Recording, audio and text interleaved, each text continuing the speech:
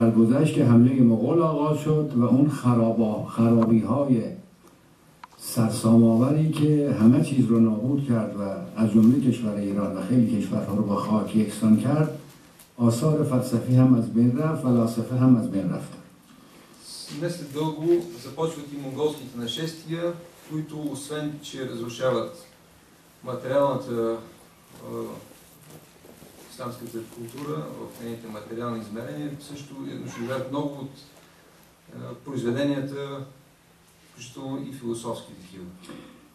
بعد از چنگیزخان مغول و در زمان سلطنت هولاکو خان پسرش، یک حکیم بزرگ ایرانی به نام نصیرالدین طوسی پیدا شد و با تدبیر حکیمانه توانست آثار فرهنگی و حکمی و فلسفه ایران رو از خرابی بیشتر نجات بده. След смъртта на Чингиз хан, неговият син Хулагу, по това време живее Насирудин Туси, който успява да от руините да съживи много произведения, свързани с калям и философия. من الان درباره نصیرالدین طوسی اینجا صحبت نمی کنم. Тук няма да говоря за Насирудин Туси. همین اندازه یادآور میشم که آثار فلسفه نصیرالدین طوسی بعدها مورد تفسیر و قرائت واقع شد و یک مکتب فلسفی در شیراز پیدا شد به نام مکتب فلسفی شیراز که اصحاب او صدرالدین دشتکی و محقق دوانی بودند. Само ще спомена, че трудовете на Насирудин Туси се разработват от такива автори като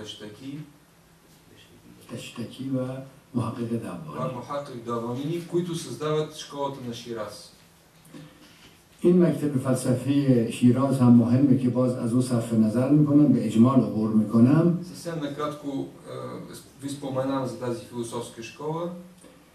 ادامه پیدا کرد و حدود یکی دو قرن بعد یک مکتب فلسفی بزرگ دیگری در اصفهان پیدا شد که اینو ما مکتب فلسفی اصفهان مینامیم. След около 150 години се създава така наречената школа на Исфахан.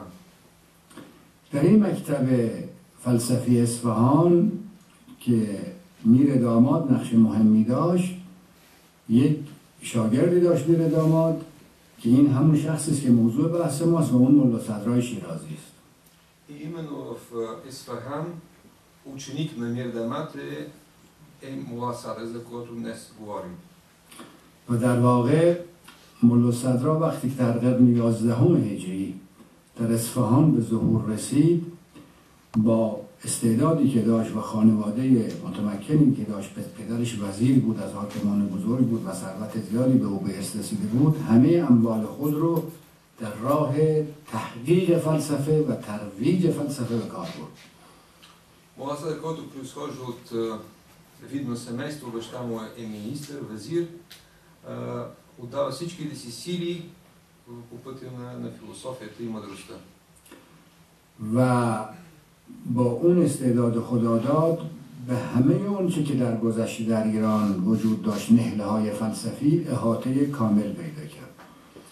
И може да се каже, че Мула Садра отрано се заема с това да овладее всички предишни философски търсения в исляма. و به جرات می توانیم ادعا کنیم که در قرن 11 هجری ملا صدرا فیلسوفی بود که وارث 1000 سال فرهنگ عقلی و فلسفی اسلام ایرانی بود. И може да се каже без преувеличение, че Мула Садра през 11 век от Хиджра се явява наследника на една хилядолетна традиция, не само философска, но и схоластична, въобще идейната традиция на исляма. این فیلسوف بزرگ یعنی ملا صدرا دارای چند مسئله نوآوری هایی است که ما به همه اونها نمی‌پردازیم. من به یکی دو تا از مسائلی که او در تاریخ فلسفه به خصوص فلسفه دینی و اسلامی مطرح کرده اشاره خواهم کرد. Мула Садра има много нови идеи и много нови неща можем да видим у него, но аз ще се спра на едно-две, за да видим наистина какъв точно неговия принос.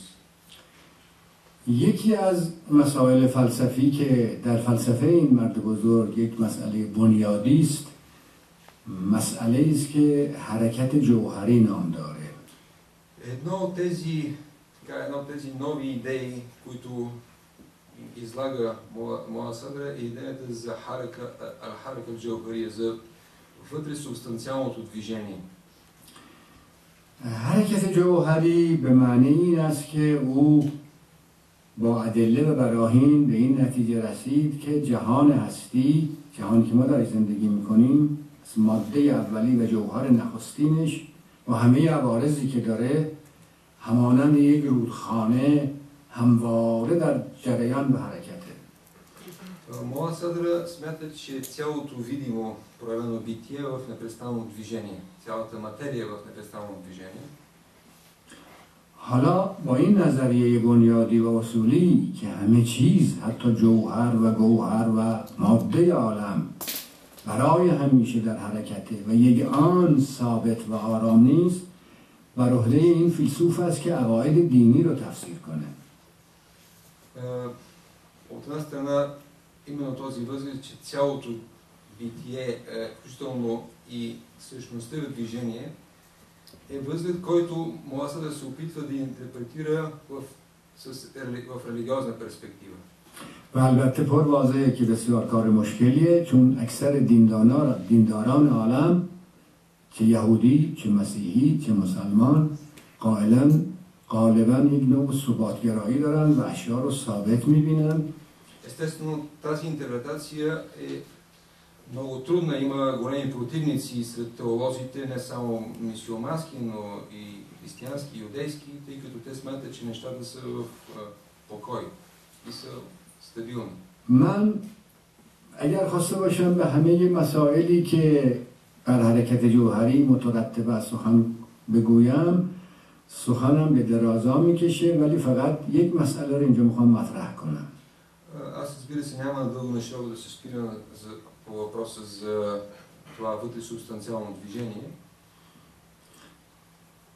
اون مسئله که امروز هم محل ابتلا هست و همیشه محل نیازمندی بشره و همیشه فیلسوفان در طول تاریخ درباره‌اش صحبت می‌کردن، مسئله رابطه نفس و بدن است.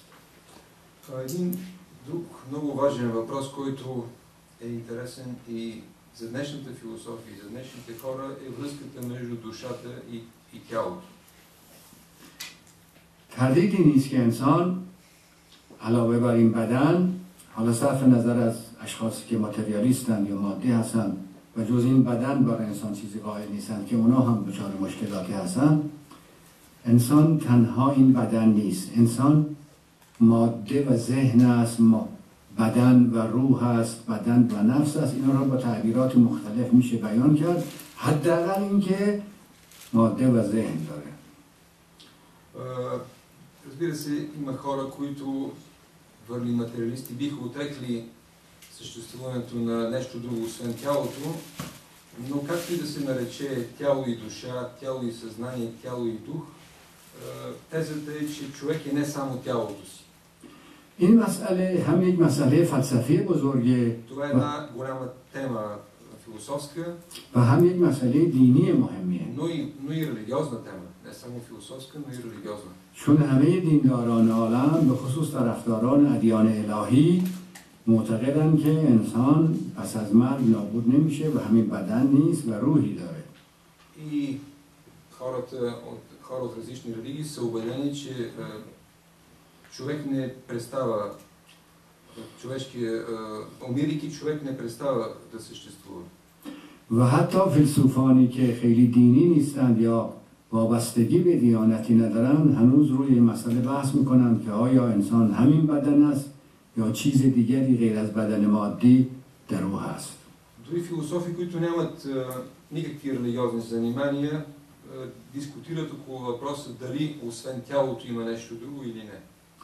من از باب نمونه فیلسوف بزرگ فرانسوی رو ذکر میکنم که از بعد از او مسیر تفکر غرب عوض شده تا امروز که ما در قرن مدرن هستیم. مسائل مهمی رو در این باب مطرح کرده و اون رنه دکارت فرانسوی است. В тази връзка ще спомена името на Рене Декарт, с когото може да се каже определено, че хода на развитието на западната философия се променя. دکارت بعد از این که در همه چیز شک کرد و حتی در بدن خودش شک کرد، Декарт, който след като се усъмнява всичко дори в тялото си, به این نتیجه رسید که من میاندیشم. کوچیتور. все пак достига до тезата, че аз мисля. Когито. و البته معلوم است که اندیشه بدن نیست. И известно е, че мисълта не е тяло. حالا مشکل دکارت از این پس در این بود که آیا بدنشو چگونه ثابت کنه؟ حالا اندیشه است. И добре, достига до мисълта, тогава как да утвърди тялото? کوشش فراوان دکارت големите усилия на Декарт نتوانست اثبات بکنه که بدن داره یا نه، فقط اندیشه بود. след големи усилия Декарт не успява да утвърди тялото. Утвърждава мисълта, но не и тялото. حتی شاگردان او هم خیلی در این راه تلاش کردند ولی مشکل توانستند به اثبات بدن برسند. Неговите ученици също полагат големи усилия, но не успяват да утвърдят тялото. که البته این بحث مفصل من واردش نمیشم، فقط در یکی مدتی بعد وقتی به اسپینوزا رسید که در واقع اسپینوزا رو باید دنباله دکارت بدونیم، اسپینوزا از طریقی که به وحدت هستی رسید بعد رو و بدن رو به ترتیبی ثابت کرد. След Декарт, Спиноза, който е в някакъв смисъл последовател на Декарт, успява все пак да намери доводите за тялото. به هر صورت مسئله دوالیزم یعنی دوگانگی نفس و بدن یکی از مشکلات بشر برای همیشه تاریخ بوده و امروز هم هنوز از این مشکل نتوانسته به راحتی بیرون بره. Този своеобразен дуализъм, това деление на тяло и душа и до днес е въпрос, който не е разрешен. چون در واقع اگر انسان روح داشته باشه Защото ако казваме, че човек има дух و بدن داشته باشه، и че има тяло, حالا بحث اینه که روح که مجرده است و بدن که مادی است، اینا چگونه با هم یکی میشن؟ как могат двете да бъдат заедно, духа и тялото? Тялото като материалност, духа като нематериалност. واحد شدن یه امر مجرد روحانی با یه امر مادی بدنی که انسان یکی باشه و نه دوتا، دچار بیماری اسکیزوفرنی نباشه، بسیار سخته. И за да не се стигне до шизофрения, как можем да утвърдим това, че двете са заедно? خب من وارد مباحث قبلی باز نمیشم، میخوام دوباره برگردم به مولا صدرا. Нека да се върна все пак на Мула Садра. مولا صدرا در قرن 11 هجری که دقیقاً معاصر بوده با دکارت فرانسوی و البته هرگز همدیگه رو ندیده بودن و از هم هیچ خبر نداشتن. Мула Садра живее точно по същото време, по което живее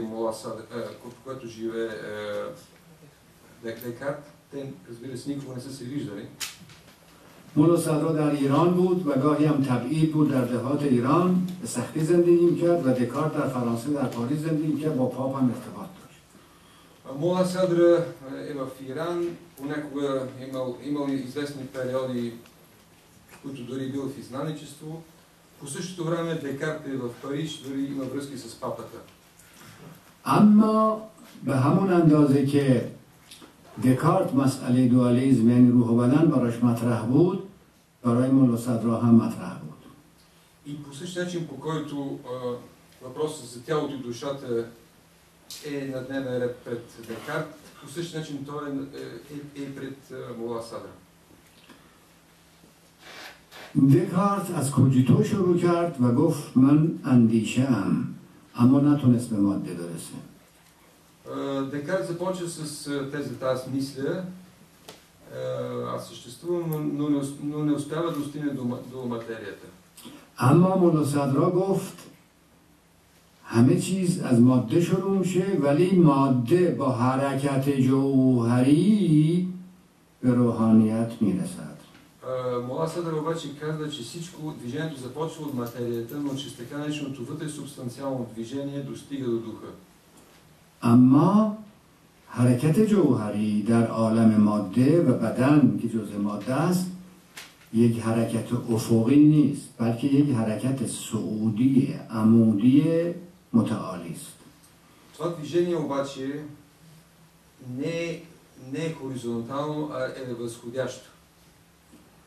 حرکت صعودی و حرکت عمودی متعالی بدون گونه که مولا صدرا مطرح میکنه یه مقداری تصورش برای افراد بشر، برای آدمای معمولی مقدار سخته.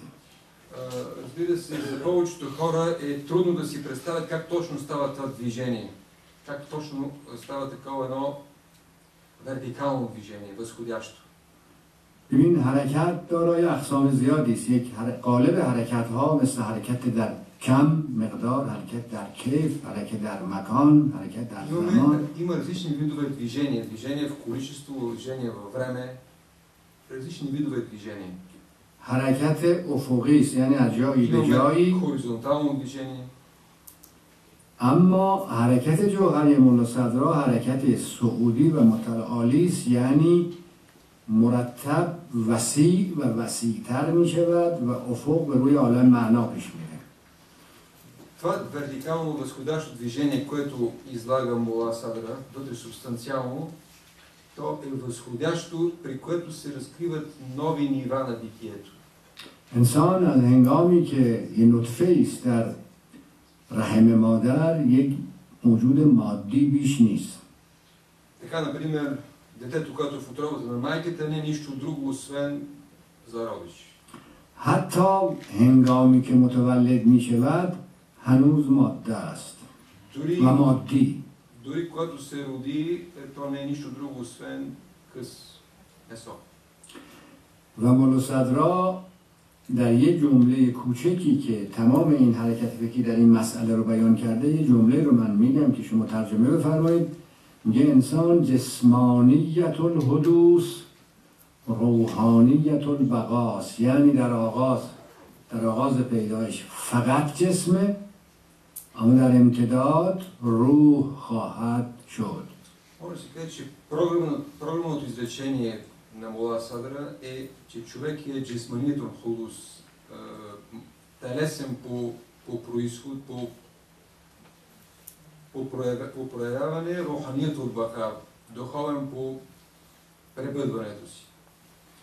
این حرکت که نام حرکت جوهری داره، това движение, така нареченото бъде субстанциално движение, ضمن اینکه رشد ظاهری داره اما در معنی هم در واقع از ماده به ادراک داره میرسه.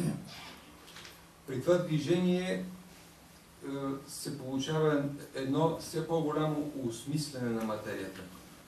اولین طلیعه ادراک که در بشر پیدا میشه، حتی وقتی میبینه احساسات، حتی ادراکات حسی، اولین طلیعه تجرد و روحانیته. Дори първото съприкосновение, първото сетивно възприятие, може да се каже, че е и първия опит на تجربه تجرد و روحانیت. Е първият духовен опит. Тоест, сетивното и духовното, първото сетивно възприятие е и първото духовно възприятие. یعنی ادراک انسان در آغاز از حواس، حس ظاهری، دیدن، شنیدن، لمس کردن، بوییدن شروع میشه. Човек започва със своите сетивни възприятия, виждане, чуване и другите сетивни възприятия. و این ادراک هر اندازه که رشد میکنه به تعالی میره، از عالم حس به عالم خیال، از عالم خیال به عالم وهم و از عالم وهم به عالم عقل و از عالم عقل به عالم مافوق عقل. И това сетивно възприятие по възходящ ред през различните светове отива в най-висшия светът на разума. حرکت ادراک از حس به خیال و از خیال به وهم و عقل و مافوق عقل یک حرکت مکانیکی، یک حرکت فیزیکی و فیزیولوژیکی نیست. Това движение обаче нагоре от сетивното към свръхсетивното не е механично. و اساساً وقتی که مرحله ادراک عقلی رسید، ادراک عقلانی از جنس ماده نیست. Когато се достигне до рационалното възприятие, може да се каже, че това вече е нематериално такова. خواص ماده از خواص ماده این است که وزن دارد، مکان دارد، زمان دارد و فساد میپذیرد. Сетивните възприятия са временно-пространствени и са подложени на тление. ولی ادراک عقلانی نه وزن دارد، نه مکان دارد، نه زمان دارد و نه میپوسد و نه نابود میشود. Рационалните възприятия обаче са извън време и пространство и не са подложени на тление.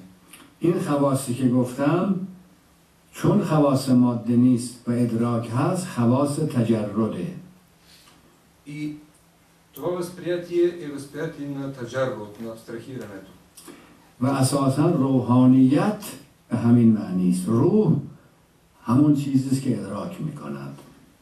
И според мен това е именно духът, който възприема.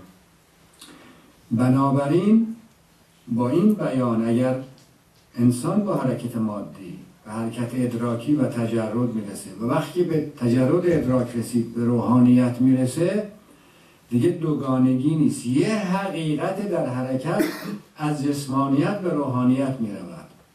И ако човек извърви този вътрешен път от сетивното към свръхсетивното, тогава тази двойственост за него ще отпадне и ще има едно движение от сетивно към свръхсетивно.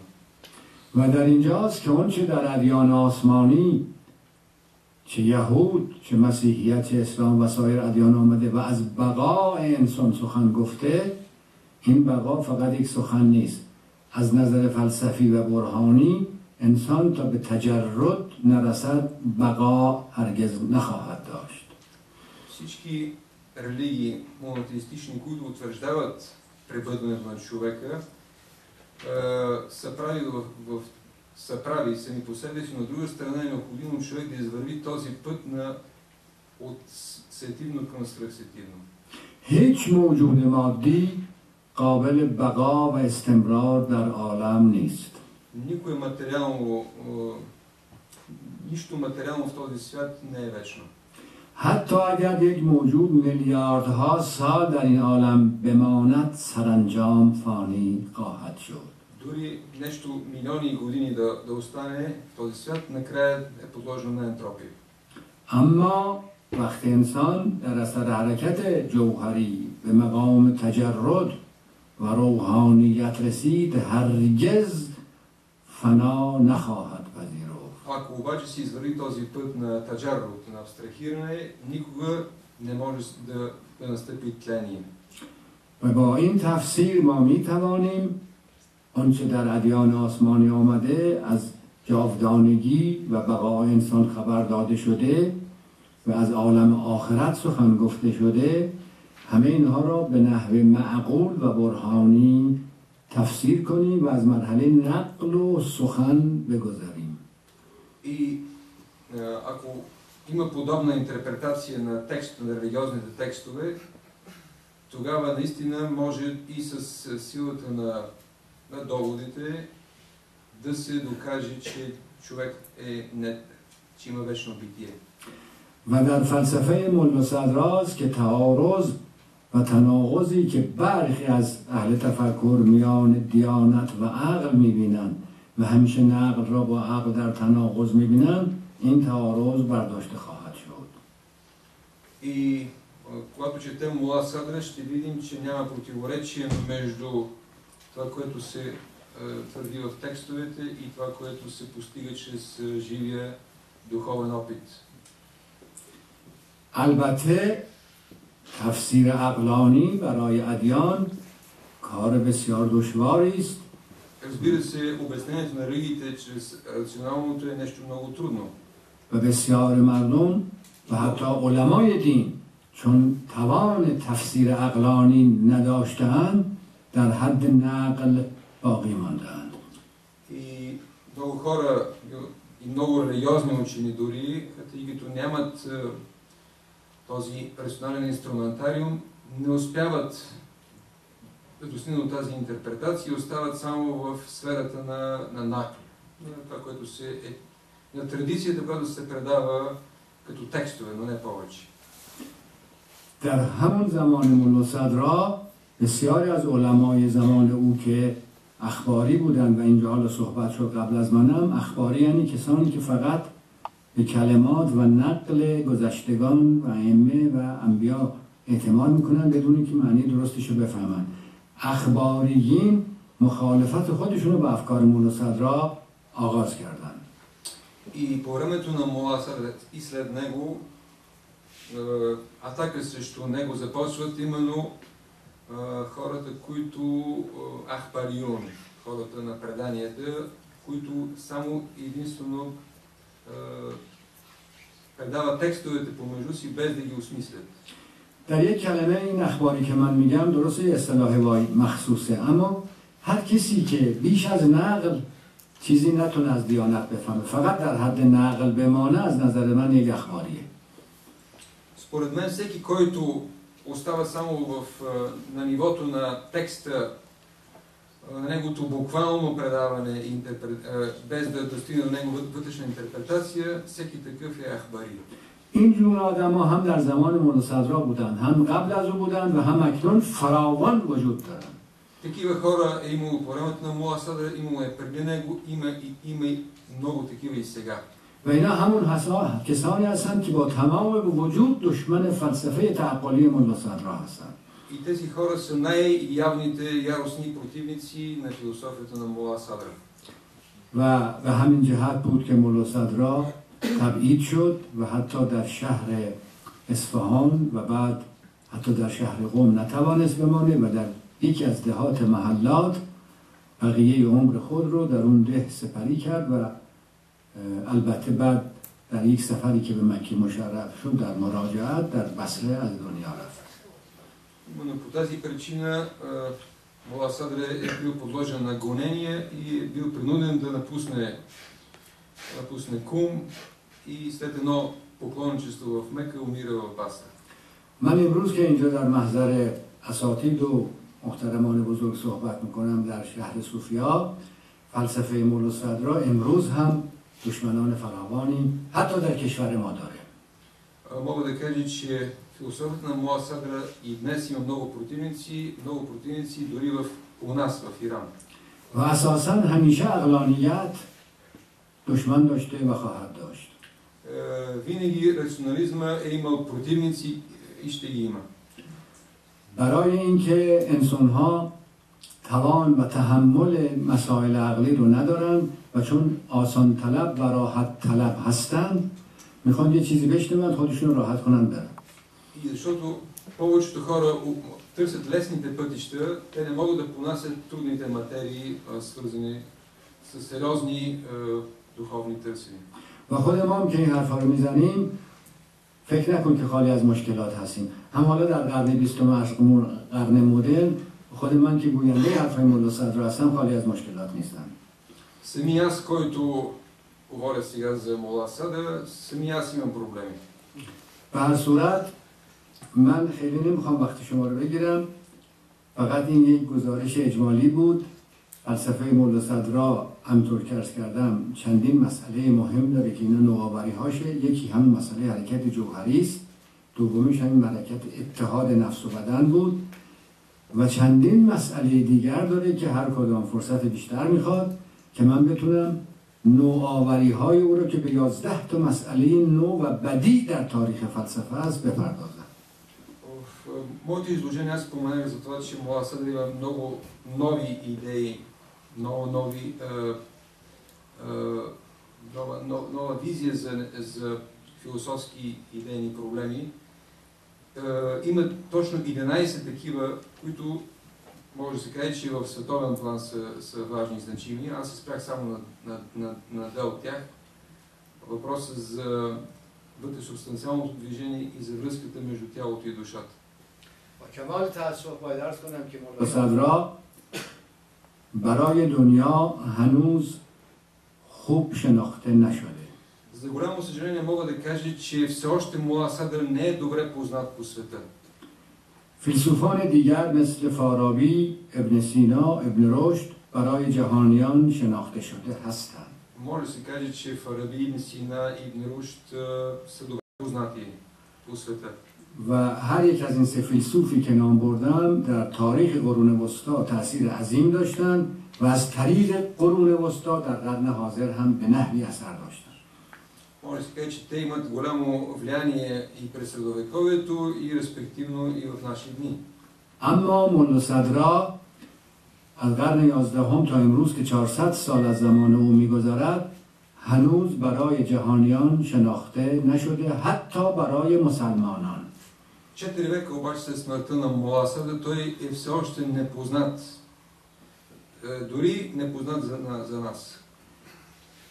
در کتابی خوندم که در 70 سال پیش یک عالم ایرانی به نام ابو عبدالله زنجانی به مصر رفت و در دانشگاه الازهر درباره ملا صدرا سخنرانی کرد و علمای الازهر اولین باری بود که نام ملا صدرا را از زبان ابو عبدالله زنجانی میشنیدند. Преди 70 години един ирански учен изнася лекция в Египет пред исламски улеми и тогава те за първи път чуват името на Мула Садър. و در اون کتاب خواندم که دکتر طه حسین اونجا حضور داشت، شاید اون موقع دانشجوی الازهر بود، که بعد رفت دست ابو عبدالله زنجانی رو بوسید و گفت این اولین دستی است که در جهان اسلام دارم میبوسم. И по това време Таха Хусейн, който присъства на тази лекция, отира и целува ръката на гостина от Иран, Абдулах Занджани, и казва, това е първата ръка, която целувам през живота си. و اگر اقرار نگویم باورم بر اینه که دانشگاه الازهر هنوز هم ملا صدرا رو نمیشناسه. И смея да кажа, че и до днес Алазхар не е място, в което Мула Садър се преподава. با اینکه او به عربی نوشته آثارش رو، خیلی از آثارش. макар че повечето произведения на Мула Садър са написани на арабски език. شاید علت شناخته نشدن ملا صدرا یک مقدار تقصیر ما ایرانیان و شاگردان ملا صدرا باشه که نتوانستیم این فیلسوف رو به جهان بشناسانیم. Може би част от вината за това носим и ние, че като иранци, че не сме успели до сега добре да го представим по света. ولی خبر خوشی که میخوام بدم، البته این خبر از نظر خودم خوشه، اینه که در این سنوات اخیر که من خودم درک کردم یک فیلسوف بزرگ فرانسوی به نام هانری کوربن که من مکرر به خدمت او رسیدم و از محضرش استفاده ها کردم، او به ایران آمد و پس از سالها مطالعه در ملا صدرا به زبان فرانسوی تاریخ فلسفه اسلامی نوشت و امروز جهان عرب به خصوص شمال افریقا از طریق زبان فرانسه و از زبان کوربن دارن ملا صدرا رو کم کم میشناسن. Мога да кажа обаче, че един голям френски учен, Анри Корбен, чийто ученик бях по време на своите изследвания, успя да представи добре Мула Садра, и в Северна Африка вече има много хора, които през френски познават трудовете на Мула Садра. و الان خوشحالم که این کتاب هانری کوربن که انصافاً مجذوب فلسفه شیفته فلسفه ملا صدرا بود و در 4 مجلد نوشته، خود آقای که در الان دارن ترجمه میکنن واسیلینوف مشغول ترجمه این کتاب به زبان بلغاری هستند و امیدوارم که این کتاب کار ترجمهش به پایان برسه و شما با زبان شیرین بلغاری اون افکار رو بخوانید. Сега говоря за моя милост, че в момента се занимавам с превода на 4-томната книга на Корбен в ирански ислам, и това е една книга, която може много да помогне за разбирането на идейната парадигма не само на Мула Садър, но въобще на Иран. من در همینجا سخنانم رو به پایان میرسانم. قصد ندارم شما رو خیلی خسته بکنم، ولی واقعا آرزومندم که انشالله کار آقای واسیلینوف به سلامتی به پایان برسه. Благодаря ви за вниманието.